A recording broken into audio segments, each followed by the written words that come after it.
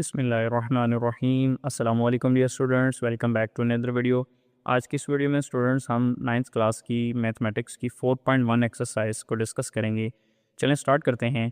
देखें question number 1 में कहता है factorise by identifying common factors. आपको ये क्वेश्चन दिए हुए हैं, आपने इनको फैक्टराइज करना है और कॉमन फैक्टर को आइडेंटिफाई करते हुए। तो बहुत ही ईजी सा क्वेश्चन है, इसमें से शॉर्ट क्वेश्चन आता है। देखें किस तरह सॉल्व होगा।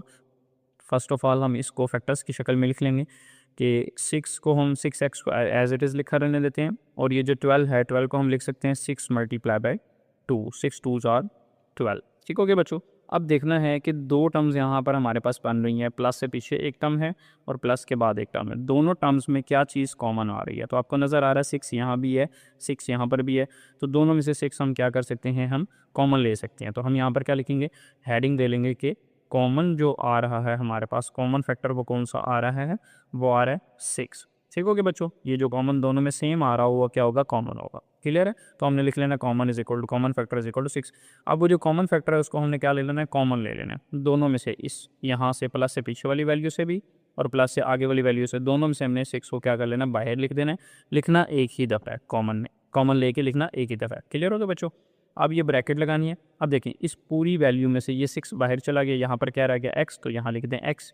इस पूरी वैल्यू में से ये 6 हमने बाहर लिख दिया, तो क्या बच गया 2 प्लस 2, तो यहाँ पर क्या आ गया प्लस का 2। तो ये आपके पास 6 इंटू एक्स प्लस 2, ये इसका आंसर आ गया बच्चों। कोई मुश्किल था। अब देखें इसी तरह इसका सेकंड पार्ट है।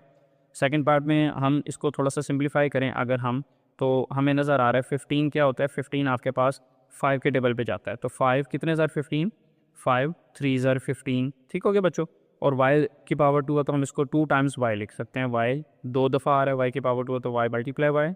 सेम इसी तरीके से 5 कितने ज़र 20 होता है, 5 4 ज़र 20, तो हम इसको लिख सकते हैं 5 मल्टीप्लाई बाय 4। 5 4 ज़र 20 और y अकेला आ रहा है तो यहाँ पर y आ गया। क्लियर हो गया बच्चों। हमने इसको सिंप्लीफाई करके लिख लिया। अब आप दोनों में देख लें कि प्लस से पहली वाली वैल्यू में और प्लस के बाद वाली वैल्यू में क्या क्या कॉमन आ रहा है। तो देखें आपको 5 दोनों में कॉमन नज़र आ रहे हैं और एक y दोनों में कॉमन नज़र आ रही है, ये वाला y।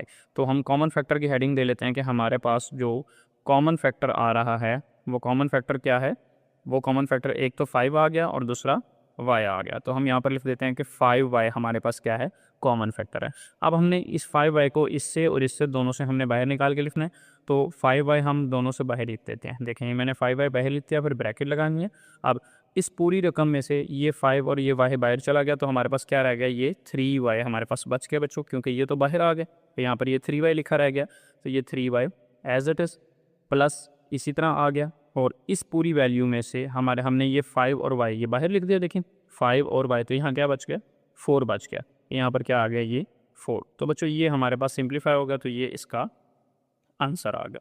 क्लियर है बच्चों। सेम इसी तरीके से थर्ड पार्ट अगर हम देखें, तो थर्ड पार्ट में हम इसको सिंप्लीफाई करें, तो थर्ड पार्ट में हमारे पास ये किस तरह होगा कि 12 माइनस का है, हम इसको लिख सकते हैं -3 मल्टीप्लाई बाय 4। -3 को अगर मैं मल्टीप्लाई करवाऊँ 4 से, तो -3 4 दर क्या होता है, -12 होता है। क्लियर है बच्चों।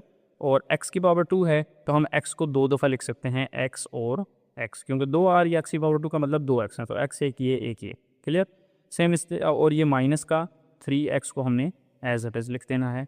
अब दोनों में देखें क्या कॉमन आ रहा है, ये एक वैल्यू है और एक वैल्यू ये है। तो आपको नज़र आ रहा है कि -3 यहाँ भी है और यहाँ भी है, और x एक यहाँ पर भी आ रहा है और एक x ये भी आ रहा है। तो कॉमन फैक्टर जो हमारे पास बच्चों आएगा वो इसमें क्या आएगा, फिर वो 3 माइनस का 3x आएगा। कॉमन फैक्टर हम हेडिंग देके लिख लेंगे क्या, -3 इधर भी है, इधर भी, तो माइनस का 3x ये भी है और ये भी, तो यहाँ पर क्या आ जाएगा, -3x आ जाएगा। ओके बच्चों। अब हमने इसको कॉमन ले लेना है, तो -3x हमने ये कॉमन ले लिया। तो इस पूरी वैल्यू में से जब ये -3 और x बाहर चला जाएगा बच्चों, तो क्या बच जाएगा, ये 4x हमारे पास रह जाएगा। -3 भी बाहर चला गया, x भी बाहर चला गया, तो यहाँ पर ये 4x ये बच गया, ये हमने लिख दिया। और ये पूरा का पूरा -3 बाहर चला गया था, -3x। जब माइनस बाहर जाता है तो अंदर का साइन चेंज हो जाता है, तो यहाँ पर क्या रह गया, प्लस, और यहाँ पर क्या चला गया, रह गया 1 रह गया। अब ये 1 कैसे रहा बच्चों, क्योंकि आप इस -3x के साथ लिख सकते थे ना खुद से, मल्टीप्लाई बाय 1। किसी नंबर को 1 से मल्टीप्लाई करें तो आंसर वही आता है ना, तो इस वजह से हमने इसको -3x को खुद से लिख लिया, -3x मल्टीप्लाई 1। ये -3x बाहर चला गया, साइन चेंज हुआ प्लस, और ये 1 बच गया, तो ये यहाँ पर आ गया। क्लियर है। तो ये बच्चों इसका आंसर आ गया यहाँ तक। ओके। अब इसके बाद इसका 4 पार्ट हम डिस्कस करते हैं। देखें फोर पार्ट में क्या करना है, इसमें भी सेम इसी तरीके से हमने करना है। 4 और 8 में आपको नज़र आ रहा है 4 कॉमन आ जाएगा, तो हम इसको पहले सिंप्लीफाई करके थोड़ा सा लिख लेते हैं। 4 ए की 2 है, ए 2 दफ़ा आ रहा है तो ए को 2 दफ़ा लिख लें, ये बी। और इसी तरीके से 8 को हम लिख सकते हैं 4 मल्टीप्लाई बाय 2, 4 2 ज़ार 8, ए एक दफ़ा, इसी तरह बी 2 दफ़ा आ रहा है तो बी को 2 दफ़ा लिख दी। अब आइडेंटिफाई करें कि दोनों में कॉमन क्या आ रहा है, तो कॉमन फैक्टर को दोनों में चेक कर लेते हैं कि दोनों में क्या कॉमन आ रहा है, इस वैल्यू में और इस वैल्यू में। तो देखें 4 यहाँ पर भी है, यहाँ पर भी 4 कॉमन आ रहा है, और ए यहाँ पर भी है, ए यहाँ पर भी है, ये ए कॉमन आ रहा है, बी यहाँ पर भी है, बी यहाँ पर बी भी कॉमन आ रहा है, चाहे ये वाला बी चाहे ये वाला बी, एक बी कॉमन आ जाएगा। क्लियर है बच्चों? क्या कॉमन आएगा? 4ab, इधर भी 4ab, तो कॉमन फैक्टर क्या बन गया? 4ab। अब जो कॉमन फैक्टर बना उसको हमने कॉमन ले लेना, ठीक हो गया। ये हमने बाहर कॉमन ले लिया, बाहर निकाल के लिख दिया। अब इस पूरी वैल्यू में से ये जो 4ab हमने बाहर निकाला, इसके बाद बच क्या गया? ये देखें 4 बाहर चला गया, ए बाहर चला गया, ये बी बाहर चला गया, ये वाला ए रह गया एक, तो ये ए हमने लिख दिया, प्लस ये 4 बाहर चला गया, ए बाहर चला गया, ये बी बाहर चला गया। क्या बच गया? एक 2 बच गया था और एक बी बच गया था, तो 2b, तो ये आपके पास बच गया था बच्चों। तो ये आपके पास इसका क्या आ गया? आंसर आ गया। क्लियर है? अब इसका फिफ्थ पार्ट है। फिफ्थ पार्ट में 2 रकमों की बजाय बच्चों देखिए 3 रकमें हैं। यहाँ पर थी ना कि ये प्लस से पहले एक रकम, प्लस के बाद दूसरी। ऊपर वाले दोनों क्वेश्चंस में भी हमारे पास 2 रकमें थी। अब ये जो 2 पार्ट हैं इसमें 3 रकमें हैं, 1 2 3, ठीक है। अब हमने वो लेना है कॉमन जो तीनों में कॉमन आ रहा हो। क्लियर है बच्चों? अब देखें x यहाँ पर भी है, यहाँ पर x की 2 है, तो इसमें भी ज़ाहिर बात है x मल्टीप्लाई x, एक x तो होगा, और इसमें भी x आ रहा है, तो डायरेक्ट हम लिख लेते हैं कि इसमें जो कॉमन आ रहा है, कॉमन फैक्टर, वो क्या आ रहा है बच्चों? वो आ रहा है x, क्योंकि यहाँ पर भी x है, x की 2 में भी एक x होगा और यहाँ पर भी है। तो कॉमन फैक्टर अगर कॉमन ले ली तो ये हमने x कॉमन ले लिया। अब ब्रैकेट लगा लेनी है, क्योंकि हम ब्रैकेट लगाने का मतलब है कि ये जो x है हमने इस ब्रैकेट वाली वैल्यू से बाहर लिख देना है, कॉमन ले आए। क्लियर है? अब कॉमन लें, तीनों रकमों में जो जो बचेगा वो अंदर हमारे पास ब्रैकेट में आ जाएगा। इसमें से क्या बचा? x बाहर चला गया तो y रह गया। इसमें से क्या बचा? x भी 2 थी, एक x रह गया, तो -3 और ये एक x, तो -3h बच गया, तो ये -3 x, क्योंकि एक x बाहर चला गया, 2 थे ना, तो एक बाहर चला गया, एक रह गया, प्लस इसी तरह ये x हमने बाहर लिख दिया, तो यहाँ पर क्या रह गया? 2 रह गया। तो ये बच्चों अब आपके पास बस सिंप्लीफाई होकर इसका आंसर निकल आया। कोई मुश्किल था? अब इसके बाद इसका 6 पार्ट देखें। 6 पार्ट में हम इसको पहले थोड़ा सा सिंप्लीफाई कर लेते हैं ताकि हमारे लिए क्या हो, आसानी हो जाए। अगर नहीं भी सिंप्लीफाई करते तो डायरेक्ट भी आप कर सकते हैं, जिस तरह आपको बेहतर लगे बच्चों आप कर सकते हैं। तो देखें 3 के टेबल अगर पढ़ें, 3 1 ज़ार 3, 3 3 ज़ार 9 और 3 5 ज़ार 15, तो यहाँ इन तीनों में 9 और 15 और 3 में 3 जो है वो हम कॉमन ले सकते हैं। यहाँ पर a की 2 है, यहाँ a है और यहाँ भी a, तो a और यहाँ a की 2 में भी a होगा, तो यहाँ से a भी हम कॉमन ले सकते हैं। और यहाँ पर b है, यहाँ b स्क्वायर है और यहाँ पर भी b है, तो b स्क्वायर और b, इन तीनों में से b कॉमन हम ले सकते हैं। तो अगर हम गौर करें तो हमें क्या नज़र आएगा कि कॉमन फैक्टर जो हम इस सवाल के अंदर लेंगे बच्चों, वो क्या होगा? वो 3ab। मैं सिंप्लीफाई नहीं कर रहा, डायरेक्ट आ रहा हूँ, ठीक हो गया। बेशक आप सिंप्लीफाई करना चाहें इस क्वेश्चन की तरह आप सिंप्लीफाई कर सकते हैं, ठीक है। अब मैंने 3ab जो है वो डायरेक्ट देख के लिख लिया था, ये कॉमन आना है, तो अब मैं कॉमन लेने लगा हूँ। तो देखें 3ab मैंने ब्रैकेट से बाहर लिख देना है, ठीक है। अब तीनों रकमों में मैंने देखना है बारी बारी क्या बच जाएगा, तो 3 मैंने बाहर लिख दिया, a की 2 में से एक a बाहर लिख दिया, एक a रह जाएगा, तो वो एक a लिख दो। b मैंने बाहर लिख दिया, तो बस खाली एक a इसमें बच गया। क्लियर है? और माइनस, अब 3 कितने ज़ार 9 होता है? 3 ज़ार 9 होता है, तो 3 यहाँ पर ये क्या आ गया? 3, क्योंकि 3 ज़ार क्या हो गया? 9 हो गया। a मैंने बाहर ले लिया, b की 2 में से एक b मैंने बाहर ले लिया, तो यहाँ पर क्या रह गया? b रह गया। क्लियर है बच्चों? और प्लस ये इसी तरह फिर 3 कितने ज़ार 15 होता है? 3 5 ज़ार 15 होता है ना, 3 5 ज़ार 15, तो 3 यहाँ पर क्या आ जाएगा? 5, 3 5 ज़ार 15, और a और b दोनों मैंने बाहर ले लिए, तो यहाँ पर ये बच गया। तो यही हमारे पास बच्चों इसका क्या है? आंसर है। क्लियर है? अब इसका नेक्स्ट क्वेश्चन डिस्कस करते हैं। जी बच्चों, अब क्वेश्चन नंबर 2 में भी सिंपल कह रहा है फैक्टराइज। इसमें ये नहीं बता रहा कि आपने जो है वो आइडेंटिफाई करना है कि कॉमन फैक्टर क्या है, तो सिंपली डायरेक्ट इसको फैक्टराइज करेंगे। इसमें तो सिंपल आपको नज़र आ रहा है 5 और यहाँ 15, तो 5 और 15 में क्या कॉमन आता है? 5 कॉमन आता है, क्योंकि 5 1 ज़ार 5 होता है और 5 3 ज़ार 15। तो डायरेक्ट इसको बेशक सॉल्व कर लें, बेशक लिख के सॉल्व करें, तो किस तरह लिख के होगा? 5x इसी तरह लिखा रहने दें, और 15 को लिख लें 5 मल्टीप्लाई बाय 3। अब देखें यहाँ भी 5 है, यहाँ भी 5 है, तो दोनों से ये 5 आप बाहर लिख दें। इसमें से पूरी रकम में से ये 5 बाहर लिख दिया, यहाँ पर x बच गया।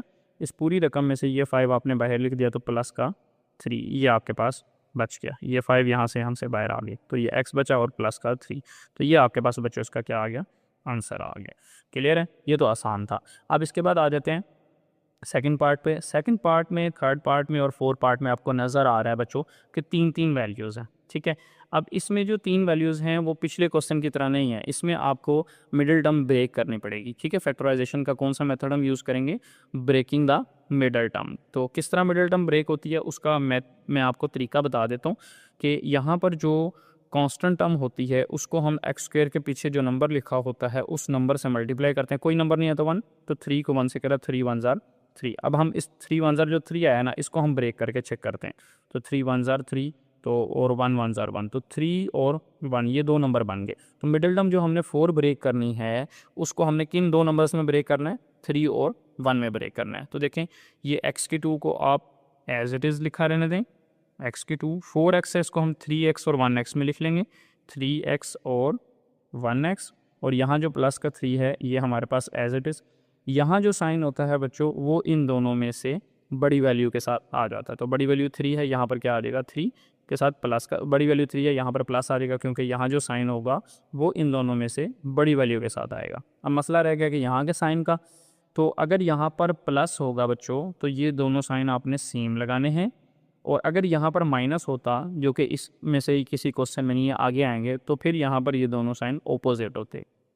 यहाँ प्लस है तो दोनों साइन सेम हो जाएंगे, ये क्या होगा प्लस, तो ये हमारे पास प्लस का आ गया। यहाँ पर आपको मुश्किल हो रही होगी, ठीक है। इसको मैं आसान करके अगर बताऊँ तो x की 2 हमने इसी तरह लिख दिया, 4x को हमने ब्रेक कर दिया 3x और 1x में। अब आपका सवाल होगा कि 3 में और 1 में ही क्यों किया, 2 और 2 क्यों नहीं कर सकते। तो बच्चों हमने ऐसे 2 नंबर्स में ब्रेक करना है कि जिनको आपस में मल्टीप्लाई करें, तो 3 को 1 से करें, 3 1 3 आता है ना, तो ऐसे 2 नंबर्स में ब्रेक करके लिखना है कि जिनको आपस में मल्टीप्लाई करें तो वो जवाब बने जो यहाँ पर आ रहा है, ठीक है।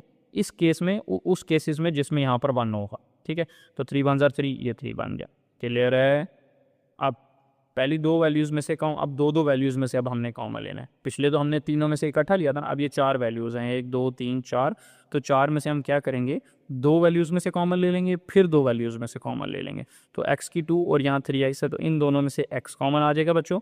तो देखें यहाँ x मैंने कॉमन ले लिया, हम ब्रैकेट लगा दी, x की 2 में से एक x बाहर चला गया, x रह गया, यहाँ से x बाहर चला गया तो प्लस का 3 रह गया, तो ये मैंने प्लस का 3 लिख दिया। ओके, अब इन 2 वैल्यूज़ में से लेकिन यहाँ पर 1 है और यहाँ पर 3, तो 3 को लिख सकते हैं ना, 3 मल्टीप्लाई 1, कोई नंबर के साथ खुद से 1 मल्टीप्लाई करवा सकते हैं ना, तो 3 1 3 होता है। तो मैं खुद से यहाँ पर 1 मल्टीप्लाई करवा के अगर लिखना चाहूँ समझाने के लिए, तो ये 1 मैं दोनों में से कॉमन ले लूँगा, ये 1 मैंने बाहर ले लिया, यहाँ x बच गया और प्लस का 3 बच गया, तो ये मेरे पास ये ब्रैकेट क्लोज। बच्चों ओके हो गए यहाँ तक।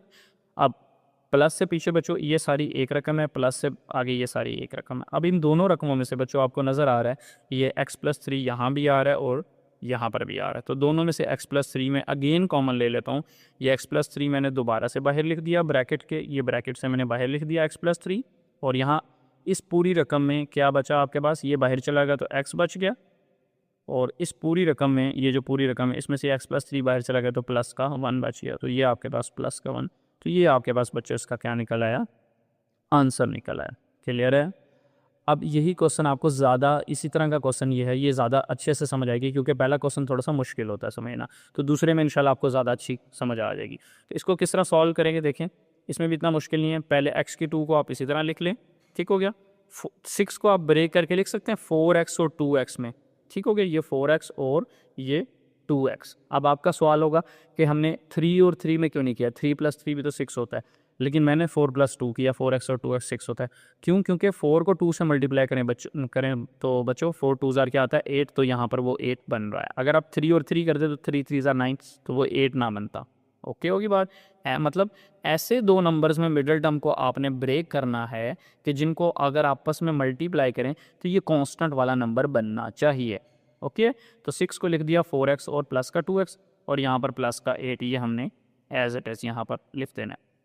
ओके, अब दो दो रकमों में से कॉमन लेना है, इन दो रकमों में से और इन दो रकमों में से। तो पहली दो रकमों में से इसमें से और इसमें से, यहाँ एक्स आ रहे हैं, यहाँ एक्स की टू है, तो एक एक्स बाहर आ जाएगा इन दोनों में से, तो एक एक्स को बाहर लिख लें। एक्स की टू में से एक एक्स बाहर चला गया तो खाली अकेला एक एक्स रह गया। इस 4x में से h बाहर चला गया तो क्या रह गया, प्लस का 4 रह गया। और इन दोनों में से आप 2 कॉमन ले सकते हैं, तो 2 कॉमन लेंगे तो यहाँ पर x रह जाएगा। 2 कितने ज़ा 8 होता है बच्चों, तो 4 ज़ा, तो यहाँ पर क्या आ गया 4, 2 4 ज़ा 8। ओके हो गया। अब फिर ये यहाँ से और यहाँ से आपको नज़र आ रहा है कि x प्लस और यहाँ भी है यहाँ भी, तो दोनों से यहाँ से ये x प्लस और आप बाहर ले लें, तो यहाँ रह जाएगा x, और यहाँ से ये बाहर चला जाएगा तो क्या रह जाएगा, प्लस का 2। तो ये आपके पास बच्चों इसका आंसर आ गया। आप इसी तरीके से इसको आप जो है वो ब्रेक करके सॉल्व करें, तो इसमें आप फार्मूला भी लगा सकते हैं a plus b whole square का, और डायरेक्ट भी कर सकते हैं। तो डायरेक्ट में कर रहा हूँ वो आसान है, फार्मूला लगाना ज़रा मुश्किल हो जाएगा आपके लिए, क्योंकि फार्मूला अक्सर बच्चों को याद नहीं होते। तो x की 2 इसी तरह, 4x को मैं खुद से ब्रेक करके लिख लेता हूँ 2x और 2x, क्योंकि 2 2 ज़ार क्या होता है 4 होता है। तो ये हमारे पास ये 4 एज इट इज़ आ गए। अब फिर से पहली दो रकमों में से कॉमन लें और अगली दो रकमों में से कॉमन लें। पहली दो रकमों में से x आ रहा है, देखें यहाँ x की 2 है और यहाँ पर अकेला x, तो x कॉमन आ गया। और x की 2 में से अगर एक x बाहर चला जाए तो ये एक x रह जाता है, प्लस की 2x में से ये x बाहर चला जाए तो खाली प्लस का 2 रह जाता है। और यहाँ से ये प्लस का 2 आपने इन दोनों में से कॉमन ले लेना है, तो 2 बाहर आ गया, यहाँ x रह गया। 2 कितने ज़ार 4 होता है, 2 ज़ार, तो यहाँ पर प्लस 2 2 ज़ार 2 ज़ार 4। क्लियर हो गया बच्चों।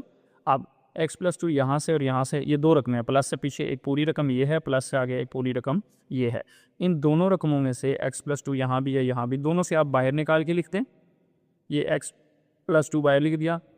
अब इस पूरी रकम में से ये बाहर चला गया, ये x रह गया, और इस पूरी रकम में से x प्लस 2 बाहर चला गया तो प्लस का 2 रह गया। अब x प्लस 2 दो दफ़ा मल्टीप्लाई हो रहा है तो उसकी पावर इकट्ठी करके लिख दें। x प्लस 2 यहाँ भी है यहाँ भी, एक दफ़ा ये है एक दफ़ा ये, पावर 1 है ना, जब कोई पावर नहीं होती तो क्या होती है 1 होती है। तो एक पावर ये एक पावर ये, दो दफ़ा मल्टीप्लाई होकर क्या हो जाएगी, पावर 2 हो जाएगी x प्लस 2 का स्क्वायर। तो बच्चों ये आपके पास इसका आंसर आ गया। क्लियर है। अब नेक्स्ट क्वेश्चन डिस्कस करते हैं। जी बच्चों, अब हमारे पास क्वेश्चन नंबर 3 है। क्वेश्चन नंबर 3 में सिंपल कहता है फैक्टराइज, और कुछ नहीं बता रहा। तो इसमें भी 3 रकमें हैं, तो हमने मिडल टर्म को जो है वो ब्रेक करना है। तो हम कौन सा मेथड यूज़ करेंगे, ब्रेकिंग द मिडल टर्म। ठीक हो गया बच्चों। हमने इसमें मिडल टर्म ब्रेक करने वाला मेथड यूज़ करना है, जो अभी प्रीवियस क्वेश्चन में किया। किस तरह, मिडल टर्म एक्सेस को हमने ब्रेक करके लिखना है। तो इसको देखें, मैं लिख सकता हूँ x⁵, ये हमारे पास x⁵ है, ये x प्लस का x है, इसको मैं लिख सकता हूँ प्लस का 4x और माइनस का 3x।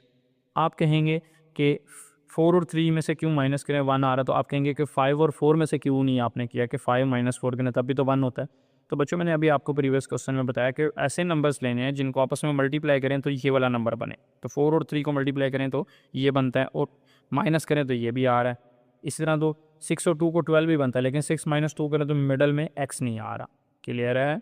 हमने वो दो नंबर चूज़ करने हैं ब्रेक मिडल टर्म के लिए जो ब्रेक करेंगे, कि जिनको आपस में मल्टीप्लाई करें तो ये नंबर बने, और उनको आपस में प्लस करने से या माइनस करने से ये नंबर बनना चाहिए। यहाँ पर जो कोफिशिएंट लिखा होगा x का, तो 4 में से 3 निकाले 1, और 4 3 12 भी आता है, और ये माइनस का 12 हमने एज इट इज़ लिख लिया।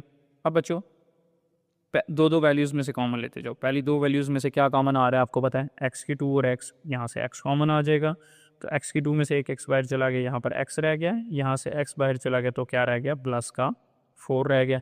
अब ये दो वैल्यूज़ हैं, इन दोनों में -3 भी है और -12 3 4 12 होता है ना, तो इसमें 12 को आप लिख सकते हैं 3 और मल्टीप्लाई 4, तो यहाँ भी 3 है यहाँ भी 3, तो दोनों में से ये 3 भी कॉमन आ जाएगा, और माइनस भी दोनों में आ रहा है तो माइनस भी दोनों से आप बाहर लिख सकते हैं। तो माइनस का 3 आपने बाहर ले लिया, ये -3 बाहर चला गया, यहाँ पर x रह गया, माइनस बाहर चला गया, अंदर का साइन चेंज हो जाता है। याद रखो, जब भी माइनस पर साइन को आप बाहर लेते हो या अंदर मल्टीप्लाई करवाते हो तो साइन अंदर वाली वैल्यू का क्या हो जाता है, चेंज हो जाता है। ठीक है, देखिए माइनस हमने बाहर लिया ना यहाँ से और यहाँ से, तो दोनों का साइन चेंज होगा, इसका भी और इसका।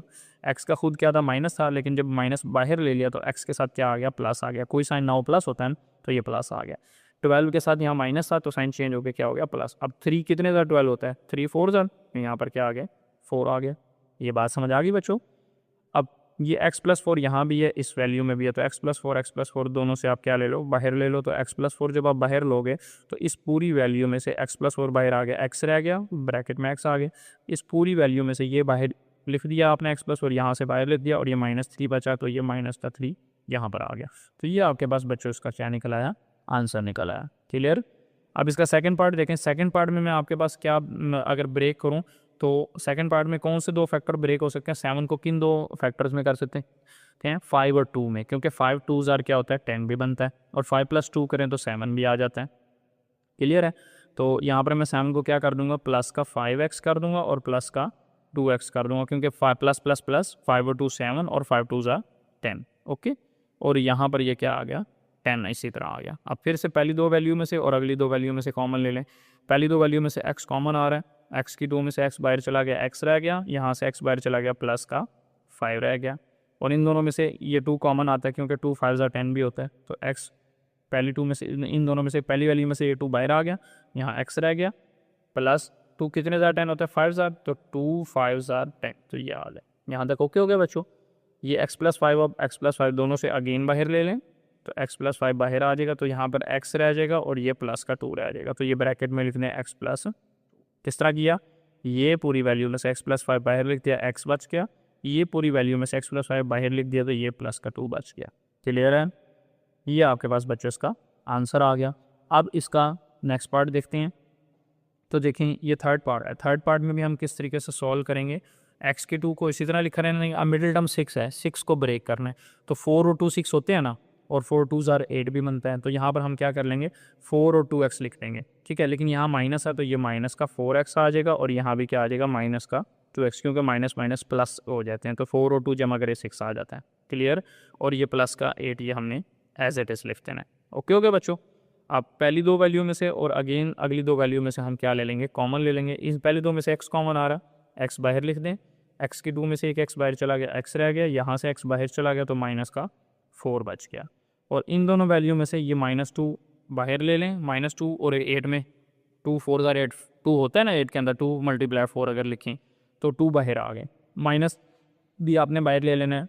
तो -2 जो बाहर लेंगे यहाँ पर ये x रह गया, साइन चेंज होगा, -2 कितने ज़ा रेट होता है 4 ज़ा, तो यहाँ पर 4 आ गया। अब देखें ये x - 4 यहाँ भी है, यहाँ भी, ये दोनों में से बाहर रहेगा। तो दोनों में से हमने क्या ले लिया, ये x - 4 बाहर ले लेना यहाँ से। तो इस पूरी वैल्यू में से जब ये x - 4 बाहर चला जाएगा, x रह जाएगा, इस पूरी वैल्यू में से ये बाहर चला जाएगा तो माइनस का 2 रह जाएगा। याद रखें यहाँ पर सेम बनने चाहिए ताकि आप ये बाहर ले सकें। क्लियर है। देखें ऊपर भी जो हमने क्वेश्चन किए उसमें भी, ऊपर वाले क्वेश्चंस में भी यहाँ पर देखें x + 5 सेम था, यहाँ पर भी x + 4 सेम था। तो ये सेम होंगे, ये दो नंबर्स जो हमारे पास सेम होंगे तभी तो हम बाहर ले सकेंगे। ओके। तो ये बच्चों आपका क्या निकला है, आंसर निकला है। अब इसके बाद 4 पार्ट में इसको किस तरह मैं ब्रेक करूँगा देखें। तो 56 है, वैसे तो हमने 1 बनाना है, लेकिन किन दो नंबर्स को मल्टीप्लाई करने के 56 बन रहा है, 8 और 7 को, क्योंकि 8 7 क्या होता है 56 होता है, ठीक है। तो और 8 में 7 निकालें 1 भी बन जाता है, खाली x का मतलब है 1x, तो 1 भी बन जाता है। तो मैं इस मिडिल टर्म की जगह पर क्या लिख दूंगा, 8x लिख दूंगा और 7x लिख दूंगा, क्योंकि 8 7 56, यहाँ माइनस का 56 इसी तरह, यहाँ और यहाँ अब साइन का मसला रहेगा। तो मैंने अभी प्रीवियस क्वेश्चन में आपको बताया कि यहाँ जो साइन होगा वो बड़ी वैल्यू के साथ आएगा, और यहाँ माइनस हो तो ये दोनों साइन क्या आ जाते हैं ऑपोजिट, तो यहाँ पर क्या आ जाएगा प्लस आ जाएगा। -8 + 7 करें तो माइनस का 1 बचता है, तो ये माइनस का 1 आ गया। ओके। अब पहली दो वैल्यूज़ में से x कॉमन ले लें। तो बच्चों जब x कॉमन ले लेंगे, x की 2 में से एक x बाहर चला गया, x रह गया, इसमें से x बाहर चला गया, माइनस का 8 रह गया। यहाँ से आप प्लस का 7 कॉमन ले लें तो 7 बाहर आ जाएगा, x 7 कितने 56 होता है, 7 8 56 होता है। क्लियर। तो ये आपके पास आ गया 7 8 56। यहाँ भी x - 8 है, यहाँ भी x - 8 है, तो x - 8 अगेन कॉमन लें। यहाँ से क्या रह जाएगा, इस पूरी वैल्यू में से x - 8 बाहर आएगा, x रह जाएगा, इस पूरी वैल्यू में से x - 8 बाहर आएगा तो प्लस का 7 रह जाएगा। तो ये आपके पास इसका बच्चों आंसर निकला है। अब इसी तरह 5th पार्ट है। 5th पार्ट में आपको नज़र आ रहा है क्या, x की 2 - 10x - 24। तो इसको मैं ज़रा जल्दी से आपके पास सॉल्व कर देता हूँ। तो 24 किन दो नंबर्स को मल्टीप्लाई करने से 24 बनता है, तो 8 और 3 एक बनता है, 8 3 24। लेकिन 8 में से 3 माइनस करें तो 10 नहीं बनता, या 8 में 3 प्लस करें तब भी 10 नहीं बनता। तो उसके अलावा कोई नंबर देखें, इसका मतलब 8 और जो 3 आपने लिए ये दो नंबर नहीं ले सकते, ठीक है। 6 और 4 अगर देखें, 6 4 24, तो 6 और 4 प्लस करें 10 आ जाता है। तो इसका मतलब आपने 6 और 4 ये दो नंबर लेने हैं। तो यहाँ पर क्या आ जाएगा 6x और 4x और ये माइनस का 24। ये माइनस जो बड़ी वैल्यू के साथ आ जाएगा, यहाँ माइनस का मतलब इन दोनों के साइन ऑपोजिट, तो ऑपोजिट कब बनेगा, ये माइनस था तो फिर ये क्या होना चाहिए, ये प्लस होना चाहिए। तो ये आपके पास -6x और प्लस का 4x करें तो आपके पास क्या आ जाता है -2x, तो इसका मतलब ये 6 और 4 भी आपके फैक्टर ये भी नहीं बनते, तो इसका मतलब आपने ये 6 और 4 वाले फैक्टर भी नहीं लेने, तो ये भी आपके इसका मतलब कैंसिल हो गए। फिर तीसरा कौन सा चांस बनता है, 12 एंड 2 का, 12 2 बार 24, तो 12 में से 2 माइनस करें फिर 10 बन जाता है, तो इसका मतलब ये 12 2 वाले फैक्टर से बनेगा, 6 एंड 4 वाले फैक्टर से नहीं बनेगा। तो अब देखें x की 2, 12x और ये 2x और ये माइनस का 24, ये साइन माइनस का था तो यहाँ बड़ी वैल्यू के साथ आ गया, यहाँ माइनस का मतलब इन दोनों के साइन ऑपोजिट थी, यहाँ प्लस। अब देखें -12x प्लस 2x करें तो माइनस का 10x बन जाता है, ठीक हो गया बच्चों। तो अब पहली दो वैल्यू में से x कॉमन ले लें, तो यहाँ से x की 2 में से x बाहर गया, x रह गया, यहाँ से x बाहर गया 12 रह गया, यहाँ से 2 कॉमन ले लें तो x 2 कितने ज़ा 24 होता है, 2 12 ज़ा 24, तो ये आपके पास x माइनस 12 आ गया। अब x माइनस 12 यहाँ से अगेन कॉमन ले लें तो x माइनस 12 और x प्लस 2, तो ये x प्लस 2 और x माइनस 12, ये आपके पास इसका क्या निकला है, आंसर निकला है। ओके हो गया बच्चों। सेम इसी तरह 6 पार्ट है, 6 पार्ट में हम किस तरह करेंगे, 6 पार्ट में हमने 4 बनाना है सेंटर में, तो 6 2 बार 12, तो 6 में से 2 माइनस करें 4 भी आता है, तो ये क्या बन जाएंगे 6y और 2y, 6 2 बार 12 और ये माइनस का 12, इसी तरह 6 में से 2 निकाले 4 बनेगा, ठीक है। तो प्लस, ये प्लस बड़ी वैल्यू के साथ आ गया और यहाँ माइनस का मतलब दोनों साइन ऑपोजिट, तो प्लस के साथ यहाँ क्या आ गया, ऑपोजिट माइनस आ गया। 6y में से 2y निकालेंगे 4y भी बन जाता है। अब पहली दो वैल्यू में से और अगली दो वैल्यू में से कॉमन लें, तो पहली दो वैल्यू में से y कॉमन आ जाएगा तो यहाँ y रह जाएगा, यहाँ से y बाहर चला गया प्लस का 6।